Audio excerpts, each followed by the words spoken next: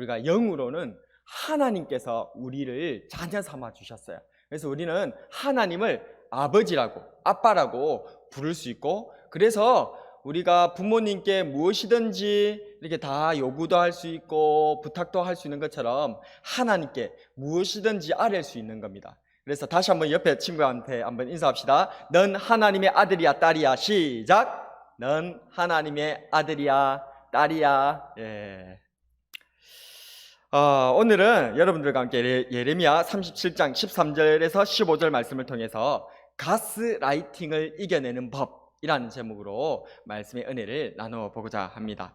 우리 친구들 가스라이팅이라는 말 들어본 적 있나요? 처음 들어봤어요? 예. 패트릭 해밀턴의 연극을 원작으로 한 1944년에 이렇게 미국에서 개봉한 영화 가스라이트, 가스등, 우리나라에서는 가스등이라고 하는 그러한 영화 제목으로 개봉된 그 영화에서 비록된 심리 상담 전문 용어 중에 하나입니다. 그래서 가스라이팅이라고 하는 것이 있거든요. 오늘 이 가스라이팅의 유래가 된 이 가스등이라고 하는 영화를 목사님이 한번 이렇게 요약을 한번 해봤어요. 그래서 그것을 한번 보면서 가스라이팅에 대해서 또 그것을 이겨내는 법, 하나님 말씀 안에서 묵상했으면 좋겠습니다. 영상 틀어주세요.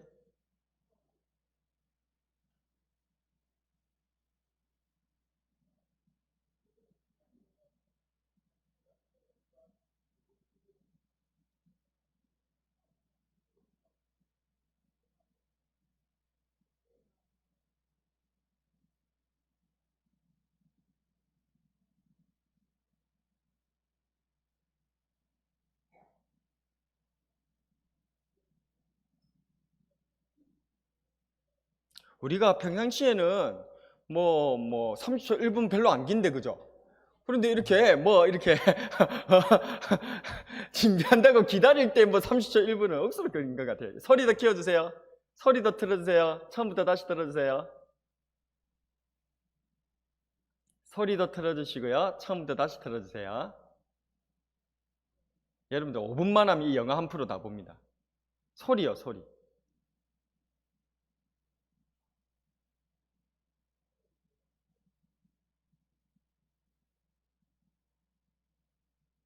야, 이제 영상은 오는데 또 소리가 문제예요, 그죠? 예. 눈으로만 봐야 되나?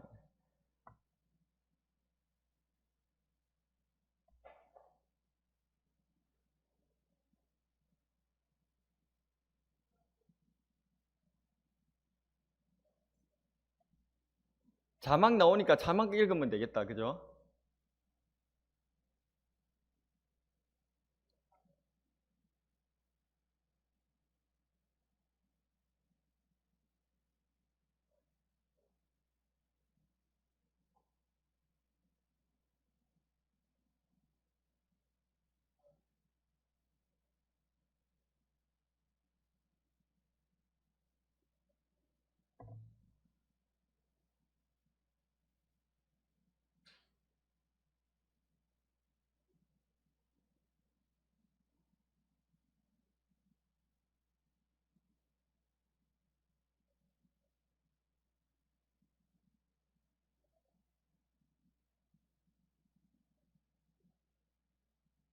여러분 스토리 지금 따라가고 있어요, 흐름? 음.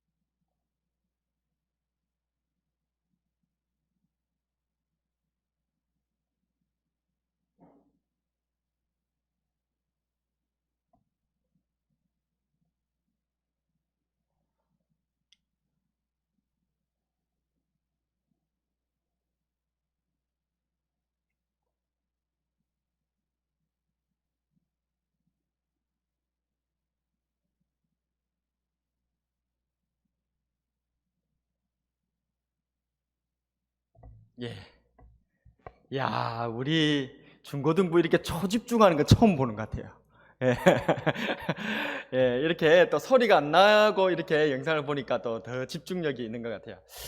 여러분들은 방금 가스팅이라고 하는 영화를 한 편 다 이렇게 요약해서 한번 보셨어요. 어떤 내용이었죠?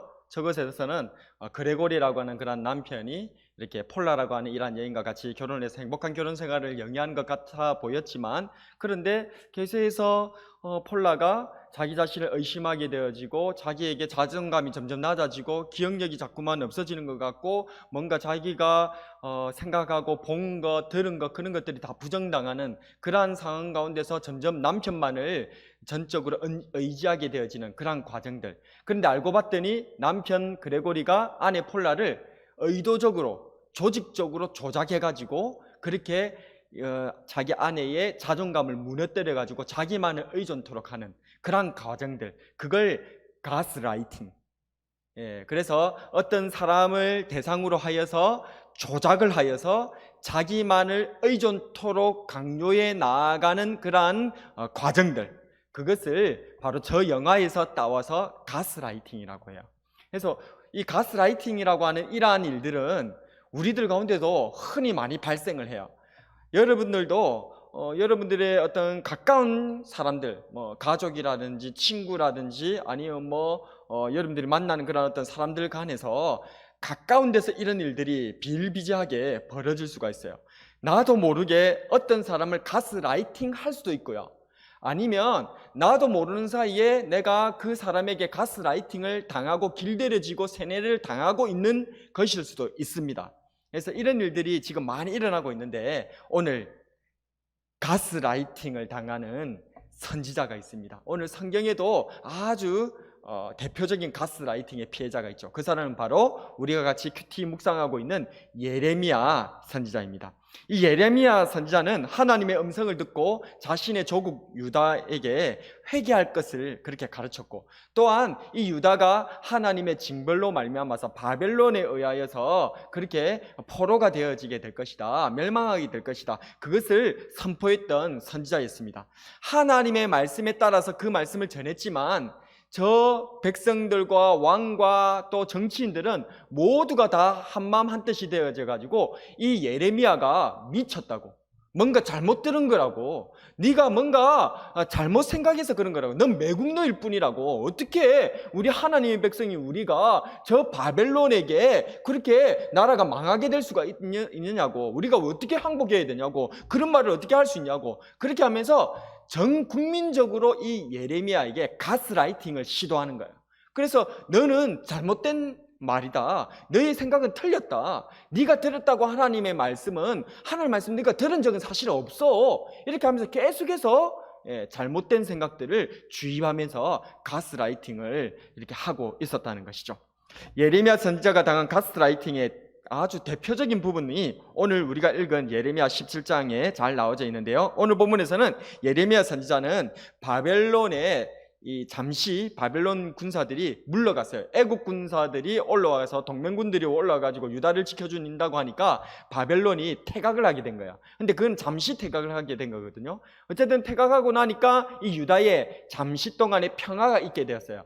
그런 틈을 타서 이제 이 예레미야 선지자는 자기가 가고 싶었던 그런 베냐민 땅을 보러 잠깐 나가보려고 했었던 거예요. 그런데 그렇게 성을 나가려고 딱 하는데 성을 지키고 있었던 문지기의 수장인 이리야라고 하는 그 사람이 이 예레미야 선지자를 붙잡아다가, 네가 지금 베냐민 땅에 가려고 하는 것이 아니다, 너는 지금 이제 바벨론에게 항복하러 가려고 하는 것이다, 이렇게 하면서 자기 생각을 주입하는 거예요.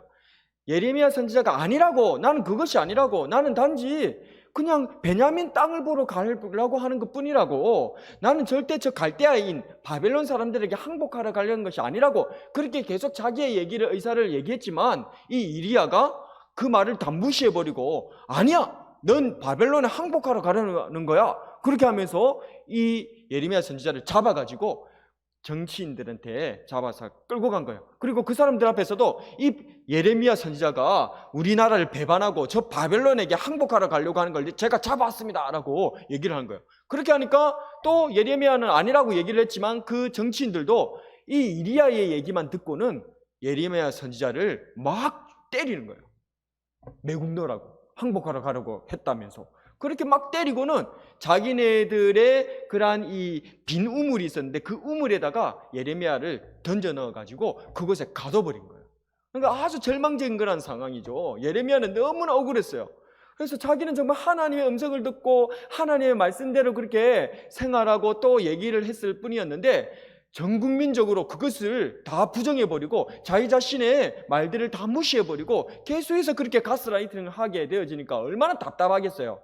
예레미야 선지자도 그런 생각이 안 들었겠어요? 내가 잘못 생각하는 건가? 저 사람들 얘기처럼 유다가 망할 리가 있나? 하나님의 백성 우리나라가 망할 리가 있나? 내가 하나님의 음성이라고 들었던 그것이 혹시 내 생각이 아니었을까? 내가 귀신이 올린 것은 아니었을까? 그런 생각이 예레미야 선지자에게 들지 않았을까요? 예레미야 선지자도 얼마든지 그런 생각을 할 수 있었을까요?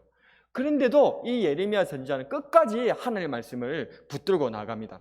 이렇게 고관들에 의하여서 그 집 우물 구덩이에다가 그렇게 잡혀 있었던, 그래서 그곳에서 언제 죽을지 모르는 위기 가운데 빠져 있었던 예레미야 선지자를 이제는 시드기야 왕이라고 하는 유다의 왕이 그 사실을 알고는 이 예레미야를 구해줍니다. 그래 구해주고는 굉장히 잘 대해주는 거예요. 그러고 친근하게 대하면서 나한테 하나님의 말씀에 대해서, 들은 바 말씀에 대해서 한번 잘 얘기해봐라고. 그러면서 이제 왕이 자신을 회유하는 거예요.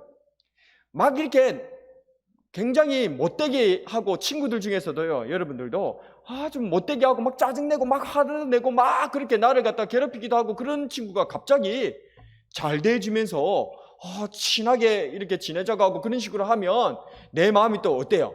싹 녹아지기도 하고, 그 친구하고 그렇게 또 다투기도 싫으니까 또 그냥 그 친구의 그런 의사를 잘 들어주고 싶은 마음이 들기도 하잖아요. 그게 가스라이팅이거든요. 그게 지금 가스라이팅을 당하고 있는 거거든요.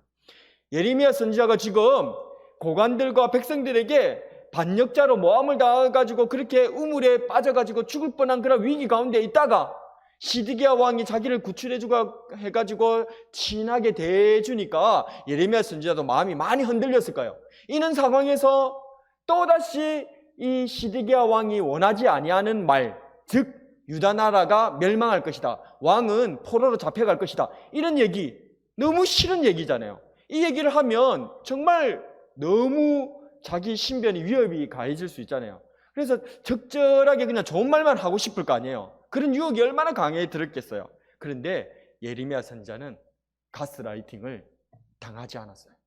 예레미야 선지자는 가스라이팅을 이겨내버렸어요. 그리고는 하나님의 말씀을 그대로 전하게 됩니다. 바로 18절과 19절인데요 18절과 19절 같이 한번 읽어보겠습니다. 시작.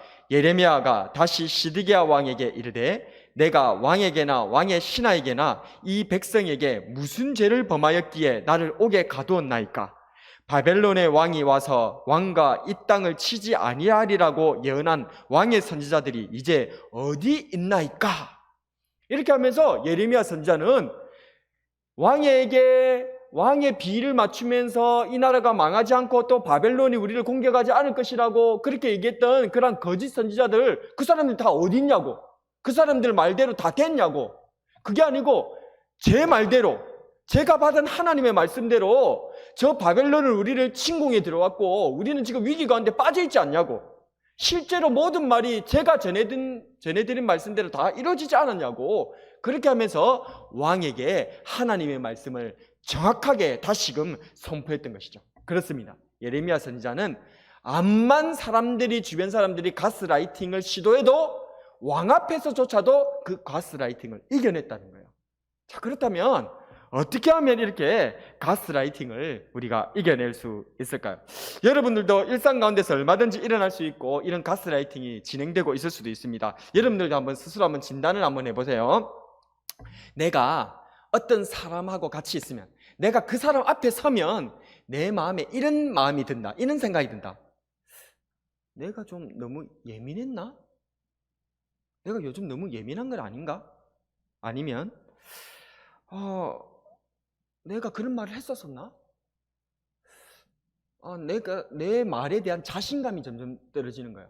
내 행동에 대한 자신감도 계속해서 떨어지고요. 그 사람 앞에만 서면. 그리고 내가 잘못했다라고 하는 내가 좀 더 노력했어야 되는 건데, 내가 좀 더 잘해야 되는 건데, 자꾸만 나에 대한 자책감이, 그리고 후회감이 자꾸만 들어요. 그 사람만 만나면 자꾸만 내가 위축되어지고 내 스스로를 자꾸만 이렇게 자책하고 후회하는 거란 마음이 들고, 아니면 또 자꾸만 무기력해지고, 뭘 하려고 하더라도 그걸 하지 못하고, 그 사람이 뭔가 얘기하지 않으면 아무것도 하지 못하도록 하는 그런 일들에 빠져버리고 우울감에 빠지는 그런 일들이 있다. 아니면 자꾸만 그 사람 앞에 서면 자꾸만 내가 사과를 한다. 미안해. 내가 미안해. 내가 잘못해서 미안해. 자꾸만 그 사람 앞에 서면 자꾸 내가 사과를 한다. 사소한 일인데도 자꾸만 그 사람은 그것을 안 넘어가고 덜추어내어서 내 잘못을 자꾸만 덜추어낸다. 그 사람이. 그러면 여러분들은 지금 그 사람에게 가스라이팅을 당하고 있는 중이에요. 가스라이팅은 가까운 관계에서 빈번하게 일어납니다. 가족이나 친구는 물론이고 학교나 학원에서도 얼마든지 일어날 수 있어요. 그런데 문제는 정말 악하고 나쁜 케이스를 제외하고는 일반적으로 가스라이팅을 하는 사람도 자기가 가스라이팅을 한다고 인식이 없고, 가스라이팅을 당하고 있는 자기조차도, 피해자도 자기가 피해를 당하고 있다고 인식을 못하는 경우가 허다합니다. 그래서 그냥 가스라이팅을 하는 그 사람이 나한테 가스라이팅을 하면서도 보통 이런 얘기를 하죠. 너 잘 되라고 하는 얘기야. 너를 위해서 하는 얘기야. 막 나한테 폭언과 막 그렇게 내 자존감을 막 그렇게 갉아먹는 그런 얘기를 실컷 쏟아내거나 한다는 말이 너 잘 되라고 하는 얘기야. 이렇게 얘기를 한다는 거죠. 그럼 그 얘기를 들었을 때에 내가 정말 잘못했나? 후회감이 들고 스스로에 대한 그런 자존감이 무너지고, 또 이렇게 자기 자신에 대한 신뢰감이 무너지는 일들을 다 경험한다는 거죠. 자, 그렇다면 이 예레미야 선지자와 같이 우리도 어떻게 하면 이 가스라이팅을 그럼 이겨낼 수 있을까? 예레미야 선지자는 대체 어떻게 이 가스라이팅을 전 국민적으로, 왕조차도 자기를 그렇게 가스라이팅을 하는데 그것을 어떻게 이겨냈었을까? 어떻게 그렇게 당당하게 나갈 수가 있었을까? 첫 번째로 한번 따라하겠습니다. 말씀에 대한 확신이 있어야 합니다. 옆에 친구에게 얘기합시다. 말씀에 대한 확신을 가져. 하나님께서 주시는 확신이 있을 때에 비로소 우리는 다른 사람들이 나에게 좌절감을 주는 가스라이팅을 극복할 수 있는 거예요. 그 첫 번째로 하나님께서 주시는 확신은 바로 말씀에 대한 확신이에요. 세상은 바뀌어도 하나님의 말씀은 결코 바뀌지 않는다는 하나님의 말씀에 대한 확신이 있는 저와 여러분이 되었으면 좋겠습니다. 하나님의 말씀은 반드시 성취되고 또한 정확히 이루어진다는 거예요. 따라합니다. 하나님의 말씀은 반드시 이루어지고 정확히 성취된다. 아멘. 그래서 예수님께서는 하나님의 이 율법의 1.1획도 변하지 않고 그대로 이루어진다라고 말씀을 하셨어요. 그래서 우리가 보기에 이 하나님의 말씀이 지금은 뭔가 안 이루어질 것 같이 보이고 너무 먼 미래의 얘기 같이 보여도 반드시 하나님께서는 하신 그 말씀은 이루시고 정확하게 성취하신다. 그래서 그 하나님의 말씀 안에서 흔들리지 않는 저와 여러분이 되었으면 좋겠습니다. 두 번째로 어떻게 하면 가스라이팅을 이겨낼 수 있을까요? 따라하겠습니다. 자신에 대한 확신이 있어야 합니다. 옆에 친구한테 얘기합시다. 너에 대한 확신을 가져. 네, 우리가 개개인에 대한 확신, 그러니까 그냥 전혀 근거 없는 근자감을 가지라는 그런 뜻이 아니에요. 우리는 우리 스스로가 정말 연약하고 부족하고 죄가 많고 허물도 많고 실수투성이라는 것을 인정합니다. 그리고 그거 인정 안 하는 사람 있습니까? 나는 완벽해, 나는 자체 발광, 그런 친구 있습니까? 그래서 우리는 우리 스스로가 실수투성이고 굉장히 연약하다는 것 인정할 수밖에 없어요. 목사님도 마찬가지예요. 열심히 올바로 완벽하게 살아보려고 노력은 하지만 그건 안 되죠. 계속해서 실수와 잘못들이 드러나게 됩니다. 그러나 세상이 나를 바라보는 관점으로 나를 보는 것이 아니고요, 성경이 나를 뭐라고 얘기하는지를 우리는 알아야 돼요. 그리고 하나님께서 대체 나를 뭐라고 생각하는지, 누구라고 생각하는지가 중요한 거예요. 왜요? 하나님께서 이 세상의 주관자이시며 창조주이시며 하나님께서는 이 세상 모든 것을 하나님 뜻대로 이루어 가실 수 있는 분이시기 때문에 하나님께서 나를 어떻게 생각하시는지가 중요한 거예요. 나는 내 자신이 바보다, 멍충이다, 왜 이렇게 공부도 못하고 얼굴도 이렇게 별로고 키도 이렇게 작고 몸무게도 이렇게 이렇게 별별 자기 자신에 대한 핸디캡에 대해서 얼마든지 나열할 수 있습니다. 예, 그것은 내가 보는 내 자신일 수 있습니다. 그리고 또 다른 사람들도 거기에 등달아서 나를 그렇게 하찮게 또 상대적으로 그렇게 평가할 수도 있어요. 그거는 개개인의 그런 생각의 자유니까요. 그렇게 할 수도 있다고 칩시다. 그런데 중요한 것은 그것이 진리가 아니라는 거예요. 그것이 팩트가 아니라는 거예요. 그것은 일시 잠깐 그럴 수도 있지만, 나의 연약한 모습 때문에 그렇게 생각할 수도 있지만, 하나님께서 저와 여러분들을 하나님의 자녀라고 보고 있다는 사실이에요. 옆 사람 얘기합시다. 넌 하나님의 아들, 딸이야. 네. 아들도 되고 딸도 된다는 건 아니고, 남자친구는 아들이고 여자친구는 딸이에요. 다시, 자, 넌 하나님의 아들이야, 딸이야. 시작. 하나님의 아들, 하나님의 딸, 이런 식으로 표현하니까 목사님도 여러분들 같은 중고등부 시절 때에 목사님께서 아주 대단한 걸 얘기한다는 듯이 있잖아요. 우리는 하나님의 자녀라고, 하나님의 아들이라고 딸이라고 그렇게 얘기를 할 때 목사님은 굉장히 고텐션을 갖다 유지하면서 대단한 것처럼 얘기하는데, 나는 하나도 안 대단하더라고요. 그게 하나님의 아들, 딸, 하나님의 자녀고 여러분들 어때요? 여러분들이 하나님의 자녀라고 제가 지금 얘기하니까 그게 살같이 느껴지나요? 아멘. 예, 하나님의 딸 맞아요. 예. 그런데 목사님은 그때 그런 생각들이 없었어요. 그런데 그것을 이렇게 갑자기 하나님께서 바꿔주시더라고요. 신의 아들이다, 신의 딸이야. 어때요? 좀 느낌이 어때요? 하나님의 아들이다라는 말과 신의 아들이라는 말은 좀 어때요? 좀 다르죠, 느낌이. 예. 하나님의 아들이라고 하니까, 하나님의 딸이라고 하니까 그냥 우리가 교회에서 어른이 듣는 그 얘기로 들리는데, 신의 아들이다, 신의 딸이다 이렇게 하니까 일반적으로 모든 사람들에게 통용되어지는 정말 대단한 존재로 뭔가 필이 좀 있잖아요. 그런 필이 없어요? 네, 목사님은 그랬었거든요. 목사님도 여러분들 같은 중고등부 시절 때에 그때 하나님의 아들과 하나님의 딸이라는 그런 얘기를 신의 아들, 신의 딸이라고 하는 그런 얘기들로 생각해 보니까 굉장히 대단하게 그때부터 이제 느껴지는 거예요. 여러분들은 신의 아들이에요, 신의 딸이에요. 신께서, 이 세상을 만드신 신께서 여러분들을 아들과 딸로 삼아주신 거예요. 할렐루야. 그게 바로 하나님의 아들, 딸이라는 그런 뜻이에요. 세상은 우리 보고 아무것도 아니라고 그렇게 얘기할 수 있습니다. 나도 내 자신이 별로 아무것도 아니라고 생각할 수 있어요. 아니에요.